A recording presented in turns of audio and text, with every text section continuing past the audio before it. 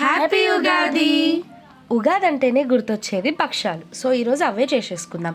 ఆయిల్లో కొంచెం పసుపు, ఉప్పు అండ్ పిండి వేసేసుకొని పసుపు, కొన్ని వేసుకోండి. వాటర్ పోసి తర్వాత గోధుమ పిండి వేసేసుకొని కొన్ని వాటర్ ఈ భక్షాల కోసం మంచి డో లాగా తయారు చేసేయండి. చాలా ఇంపార్టెంట్. సో ఆ డో చేసే ప్రాసెస్ మనం కొంచెం ఆడుకోవచ్చు. సో దానికోసం యాక్చువల్లీ చపాతీ పిండి కన్నా చాలా సాఫ్ట్ గా ఉండాలి. ఇంకా కొంచెం మనం పిండి ఎట్లా కలుపుతాం అనే దాని మీద నేనైతే గోధుమ పిండి వాడుతున్నా. మీకు ఇష్టమైతే మైదా వాడండి. మైదా అయితే ఇంకా స్మూత్ డో లాగా పక్షం లాగా చేయలేము అన్నమాట. గోధుమ పిండి వాడదామని ఈసారి సాఫ్ట్ ఉంటే చాలా మంచిగా దాన్ని పూర్ణంతో సహా చేసుకున్న చపాతీ కొంచెం ఆయిల్ తీసుకొని ఆయిల్ తోని మళ్ళీ నీట్ చేసుకోండి. నీట్ చేసేసుకొని ఒక 2 hours పాటు ఈ పిండిని పక్కకు పెట్టేయండి. అట్లయితే ఏమవుతుందంటే మీరు భక్షం చేసుకునే టైంలోపు అది ఇంకా సాఫ్ట్ అయ్యి మీకు చాలా ఈజీగా స్ప్రెడ్ అవుతుంది అన్నమాట. సో ఈ గుండును ఏం చేయండి అంటే 2 hours రెస్టింగ్ టైం అన్నమాట. సో ఒక మూత పెట్టేసుకొని పక్కకు ఉంచేయండి. ఆ తర్వాతకి మేము పూర్ణం కోసం శనగపప్పు నానబెట్టుకున్నాం. శనగపప్పులో కొంచెం సాల్ట్, కొంచెం పసుపు వేసి ఉడకబెట్టుకోండి. మీకు మిక్సీ పట్టే ఉద్దేశం ఏం లేకపోతే డైరెక్ట్ ప్రెషర్ కుక్కర్లో వేసి పప్పు గుత్తితో ఒత్తేసుకోండి. నేను మిక్సీ పడతా అని చెప్పి పొయ్యి మీద పెట్టిన. సో మీరు శనగపప్పు బాయిల్ అవుతుంటే ఏమవుతుందంటే ఇట్లా పైకి పొంగులాగా వస్తుంది. ఆ పొంగుని అంతా తీసేస్తే ఈజీగా పప్పు అనేది ఉడుకుతుందంట. సో ఆ పొంగుని నేను కూడా తీసేసిన.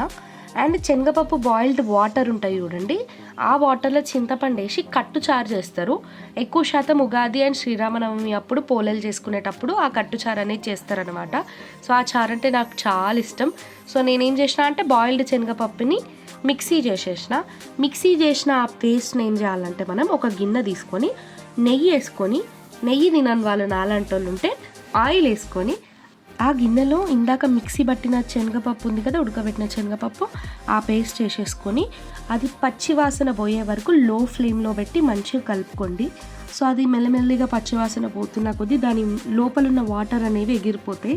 అప్పుడు ఏం చేయండి అంటే మీకు తగినంత షుగర్, పోలేలల్లా ఎక్కువ షుగర్ ఉన్నా తినలేము, అట్లా అని తక్కువ షుగర్ ఉన్నా తినలేము. సరిపడంత షుగర్ వేసుకొని యాలకుల పొడి వేసుకొని మంచి కలుపుకోండి. షుగర్ వేయంగానే షుగర్ కరుగుతుంది కాబట్టి ఆ పూర్ణం అనేది లూజ్ అయిపోతుంది. మీరు అస్సలు టెన్షన్ పడద్దు. అది పొయ్యి మీద ఉంచినా కొద్దీ దగ్గర పడి గట్టి పడుతుంది అనమాట. మీన్ వైల్ నేనేం చేసిన అంటే బటర్ పేపర్లో కొంచెం ఆయిల్ రాసుకొని పక్కకు ఉంచేసుకున్నా. ఎందుకంటే బటర్ పేపర్ మీద అయితే భక్షంని ఈజీగా స్ప్రెడ్ చేయడానికి వస్తుంది ఒక రౌండ్ షేప్లా. బటర్ పేపర్ లేని వాళ్ళు ఆయిల్ కవర్ మీద కూడా చేసుకోవచ్చు. సో ఈలోపు మన పిండి అనేది దగ్గరకు వచ్చేసింది. సో ఈ పూర్ణంని మనం ఏం చేయాలంటే మూత పెట్టేసుకొని పక్కకు ఉంచుకుంటే ఇంకా గట్టిగా అవుతుంది.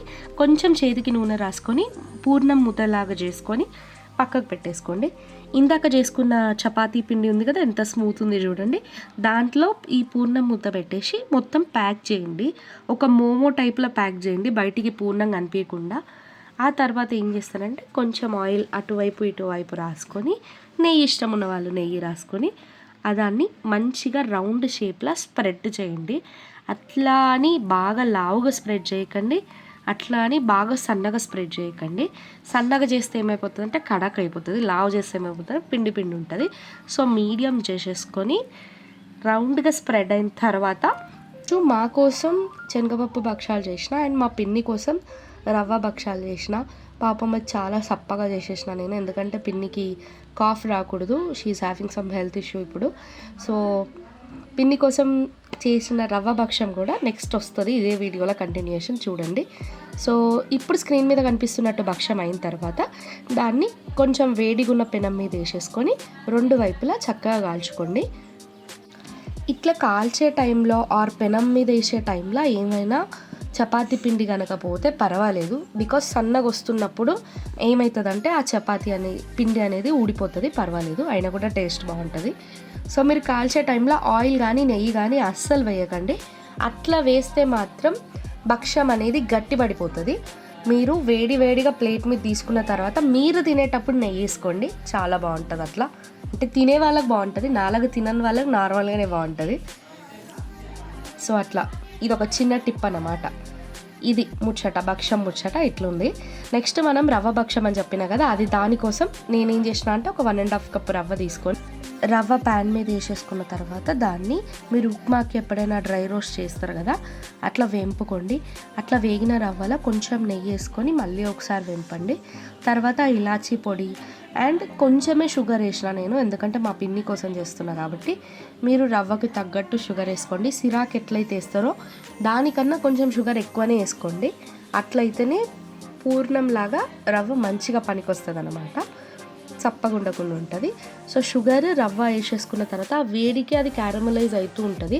అట్లా కరిగే టైంలో ఏం చేయాలంటే మనం వాటర్ పోసుకోవాలి.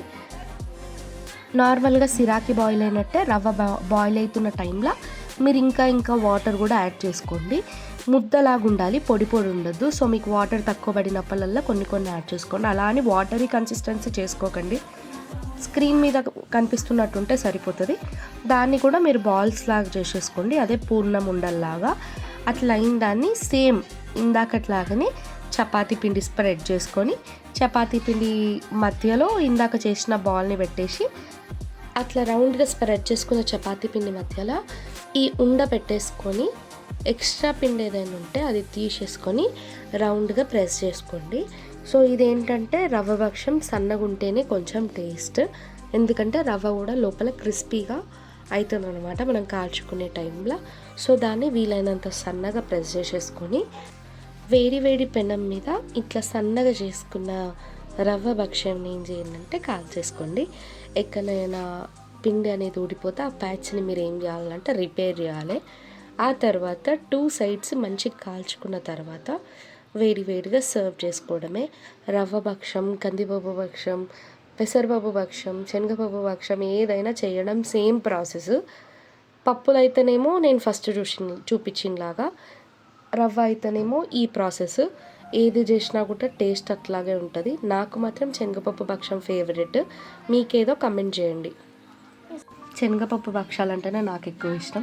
మీకు ఎట్లాంటిది ఇష్టమో అది కామెంట్ చేయండి. ఇది మా చెల్లె కుండడంత నెయ్యి పోసుకుంటుంది, అది ఒక నెయ్యి పిచ్చేది. అంత నెయ్యి పోసుకొని దయ్యంలాగా కూలర్ ముంగట కూర్చొని అందరికీ చూపించుకుంటూ ఊరిస్తూ తింటుంది. కానీ దానికి తెలియదు ఏంటంటే మనకు నెయ్యి నచ్చదు. ఇది మా ఆంటీ మా కోసం పంపించింది రామకపేట నుండి. So thank you aunty. Thanks for watching. Happy Ugadi. Please subscribe.